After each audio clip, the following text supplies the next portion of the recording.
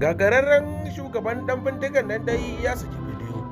akan canjin sabbin kudaden da aka yi, aka ce cewa an yi canjin ne dai domin a kawo karshen su. Ga dai shugaban yan bindigan ya saki bidiyo yayin da shi yake nuna ma ya samu kudaden. Masu sauraro muna so dan Allah da ku gyara zama tsaf domin kallon wannan bidiyon har karshe da kuma sauraron irin furcin da suke cewa, sannan daga bisani masu sauraro muna so da karshen wannan bidiyon da ku bayyana mana irin na ra'ayoyi game da wannan furcin da kasurgumin shugaban yan bindigan yake faɗi. Amma masu sauraro kafin mu kai ga sako muku cikakken bidiyon, idan wannan shine farkon ka mana ziyara wannan tasha tamu mai albarka, muna so dan Allah da ku danna mana subscribe da kuma danna mana ƙararrawar sanarwa kamar haka.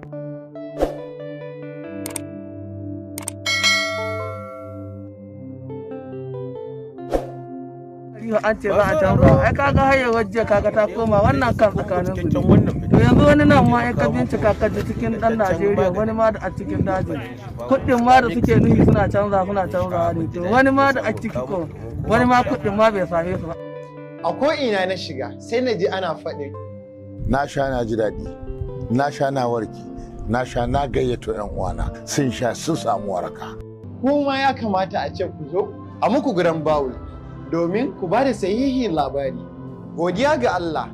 da ya ba mu ikon ba da magani a bisa rashin haihuwa kuma ake samun karuwa nan take. Cibiyar Shifa'un Islamic Medicine Center ta kawo muku ingantattun maganin cutar HIV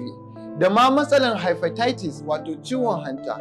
Mun ba da magani kuma an warke gabaki ɗaya daga cutar insha Allah. Ina iyayena mata masu shirin yin aure.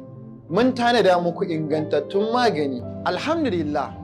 duk wanda ya zo cibiyar Shifa'un Islamic Medicine Center sai ya yi alfahari da mu. Ina masu fama da matsalar sanyi infection, sanyin kashi tare da sanyi mai zub da farin ruwa a gaba, ko kuma matsalar rauni wajen raya sunna ta Annabi Muhammad sallallahu alaihi wasallam. Muna da sirrika masu tarin yawa, ku dai ku tuntube mu. Za ku samu Shifa'un Islamic Medicine Center a jihar Kano, a Medile ta sabuwar gandu, kafin kwanan gidan kaji cikin Uwar Sauro Plaza, shago mai namba B6. A jihar Maiduguri za ku same mu a gaba da gadon Lagos Street kafin Junction in Lagos House, cikin Rahama Plaza, shago mai namba B8. Mutanen jihar Adamawa Mubi za ku same mu a babban hanyar Ahmadu Bello gaba da Zenith Bank kusa da AA Boka, saman Beni El Hussein Multipurpose Hall, shago mai namba B2. Mutanen jihar Taraba Jalingo za ku same mu a kusa da masallacin Juma'a na tashar Road Block cikin AA Rono Plaza a saman Beni. Mutanen jamhuriyar Niger cikin Duso za ku same mu a Line Canal Trois Esteve, Line Rempol de la Mort. Cibiyar Shifa'un Islamic Medicine Center ta amsa kiran mutanen jamhuriyar Nijar cikin Duso. Zan zo da kaina na ba da magani a bisa koyarwar sunna ta Annabi Muhammad sallallahu alaihi wasallam. 5 ga watan 5 har zuwa 6 ga watan 6 insha Allah. Waɗanda suke kasashen waje kuma za ku iya mana magana ta WhatsApp kai tsaye. Cibiyar Shifa'un Islamic Medicine Center tana tura maganinta a ko'ina kuke a faɗin duniya cikin aminci da kuma mutuntawa. Masu sauraro ga cikakken bidiyon da kasuwar kuma dan bindigan ya saki game da sauya sabon kuɗin da kuma yadda yake nuna suna da kuɗin masu dai a wajen. Za mu tura sakon 'yan Najeriya shugabannin su talakawa su tsaya su yi adalci domin Allah da Annabi. Idan ba haka nan ba kuɗin da suke nufi Allah ba zai tsaya. Duk wanda suke gani da wanda a cikin daji da wanda a cikin karkara dukansu don nasu idan abin ba shi sun tsara karshe da yan uwansu. Duk wannan kabilancin sun kasa to ba zai magana abin da a cikin Najeriya ba, sai dai an tsaya ai domin Allah da Annabi shine zai tsaya magana abin da a cikin Najeriya. Kaga an dawo ne talaka ne wasu basu ji basu gani ba,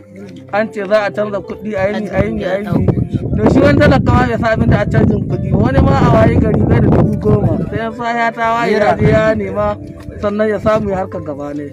To shi wanda adda miliyoyin kuɗi cikin gari an ce za a canza, ai kaga hayar waje kaga ta koma wannan kan tsakanin su ne. To yanzu wani nan ma ya ka bincika ka ji cikin dan Najeriya, wani ma da a cikin daji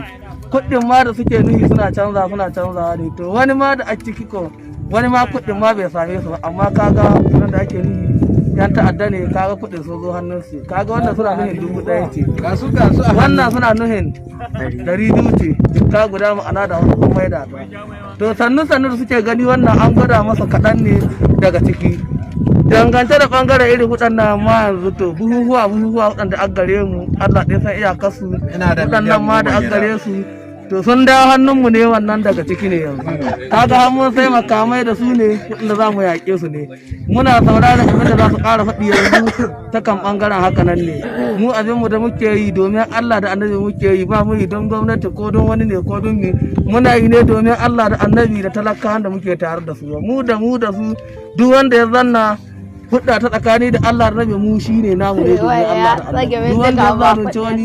za mu tsaya mu yi magana ta domin Allah da Allah dangance da haka nan kawai in sun ce abu sun karaba Najeriya to sai su kasa su sai su kara inda suke so inda ba su so sai su rabi da su kawai Allah ya kula da abin su da ba bangaren Allah suke ba wanda suke bangaren su sai su sa to ya taya masa maganin shi magaje ya tsaye da gwada ya lunke wata wala tsakanin Allah da Annabi muke yi domin Allah muke yi ba don wani muke yi ba don wani ya biye mu ba ko don wani mi ko don wani mi mu tsakanin mu da Allah da Annabi muke yi kuma kuɗi da sun ka canza na Najeriya to alhamdulillah mun ji daɗi sun ƙara kan tsakanin mu da suwa abin da suke yi ba domin Allah suke yi ba don talaka ya ji daɗi ba don suna yi ra'ayin rayuwarsu ne to kaga wannan da suke yi to alhamdulillah mun ji daɗi dangane da wannan kuma Allah ƙara mana lafiya dukkan mu da mu da suwa alhamdulillah carbi ga masu sauraro kamar dai da kuka ji dan takaitattun bidiyon da kwaji furucin da kasuwar goma dan bandagan yake yi kan canza sabon kudin da kasar ta Najeriya ta yi wanda ji irin furucin da yake yi da kuma kalaman da yake faɗa akan sauya sabon kudin shi sa masu sauraro muke so dan Allah da ku bayyana mana irin naku ra'ayoyin game da bayanan da kasuwar kuma dan bandiga yi da ku bayyana mana irin naku ra'ayoyin tabbas dai a kasar ta Najeriya yan bindiga sun juma suna cin karnukan su babu babbaka da gwamnatin Najeriya da kuma jami'an tsaro suna cewa suna iya matukar bakin kokarin su domin dakile harare da kuma kawo zaman lafiya a yankuna sai dai wasu mazauna yankuna dai sun ce cewa su fa har yanzu dai yan bindiga suna nan dai suna ci gaba da cin karnukan su babu babbaka a yankunan nasu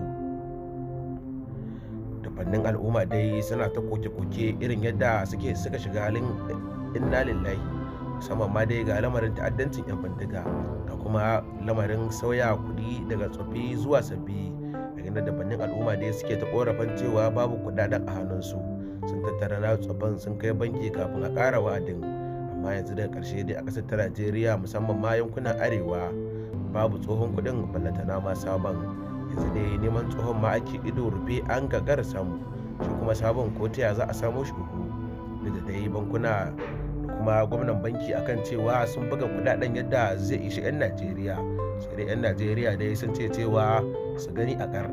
sai zuwa bankuna suke suna buga garuman layi da kashe ma ba sa samun kudaden haka zalika masu POS masu ma sun bayyana da suke shan bakar wahala kafin su samu sabbin kudin tufin ma dai ya gagara shi yasa masu sauraro a wannan gaba ma muna so da ku ƙara bayyana mana irin naku ra'ayoyin game da yadda kasar ta kanta a wannan yanayin na sauya fasalin kuɗi shin kun ji daɗin wannan sauyin ko kuma a'a ba ku ji daɗi ba ko kuma a'a sauyin na daɗi sai nan gaba za a ji daɗin